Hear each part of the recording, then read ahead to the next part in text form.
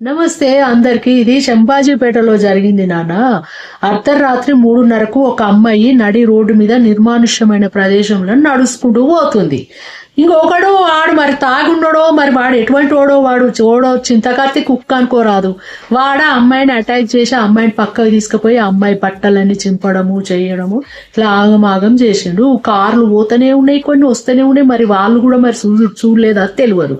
దీనికి సోషల్ మీడియాలో ఎట్లా పెడుతున్నారంటే పోలీసు యంత్రాంగం ఏం చేస్తుంది, ఆడపిల్లలకు సంరక్షణ ఎక్కడున్నది అంటే మనది కూడా తప్పే కదా.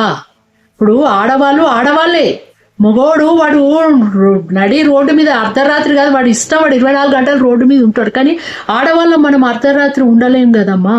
మనది కూడా తప్పే కదా. నడి రోడ్డు మీద అట్లా నిర్మానుష్యమైన ప్రదేశంలో మధ్యరాత్రి మనం అట్లా బయటికి ఒక్కరం రావడం తప్పే కదా. ఎవడు ఎట్లుంటుందో తెలియదు కదా. అందరు మగవాళ్ళు ఒకేలాగా ఉంటారా? కొన్ని చింతకార్తె కుక్కలు ఉంటాయి రోడ్డు మీద, తాగుతాయి, గంజాయి తాగి ఉంటాయి. ఆడెవ్వరు లేరు కాబట్టి వాడు నిన్ను తీసుకొని పోయి పక్కకు వాడు అట్లా చేయబట్టే మొత్తం నిన్ను.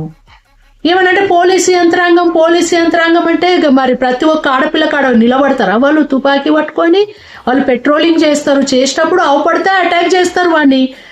వాళ్ళు పెట్రోలింగ్ చేసేటప్పుడు నువ్వు లేనప్పుడు వాళ్ళు వెళ్ళిపోతారు కదా. ఇదే కదా మరి. మనం కూడా ఇట్లా మన జాగ్రత్తలు మనం లేకుండా ఏమన్నా అంటే ప్రభుత్వాలని యంత్రాంగాలను కాదు అనడము. మనం కూడా కరెక్ట్గా ఉండాలి. ఏం పని నీకు అర్ధరాత్రి 3:30కు అట్లా ఒంటరిగా నడుచుకుంటూ పోవడము? కొంచెం అన్న సోయి లేదా? ఎవడన్నా అటాక్ చేస్తాడని? తప్పు మనది కదా. ఏమంటారు నాన్న మీరు చెప్పండి ఈ విషయంలో.